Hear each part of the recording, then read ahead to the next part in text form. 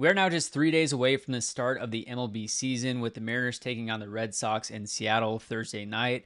And some not so great news out of the Mariners camp, as it looks like Ryan Divish tweeted that Bryan Woo will go on the IL with elbow inflammation. He stated he didn't feel great while warming up for his last bullpen and couldn't get loose. He underwent an MRI and it came back clean with no damage to the UCL repair. If you think back, Bryan Woo got Tommy John surgery on that UCL right before he was drafted in 2021. Mariners general manager Justin Hollander said this is similar to when Woo went on the IL last season. And with no structural damage, the hope is that Woo can get the inflammation out of the elbow in 7 to 10 days and resume throwing. He also stated that Emerson Hancock is in San Diego and will take Woo's spot in the rotation. Clearly some not so great news coming this close to the start of the season. If you think back to last year when Bryan Woo went on the IL, that was a temporary thing. It wasn't an extended thing with damage to his arm. So assuming things are the same as last year, Emerson Hancock will be able to allow that buffer for Bryan Woo to resume his throwing in 7 to 10 days and get back to full health. I assume we'll see Emerson Hancock for around 2 to 4 turns in the rotation to give Bryan Woo that time to ramp back up. The good news here is that Emerson Hancock has looked great this spring. He is back to full health, which allows that buffer for Bryan Woo.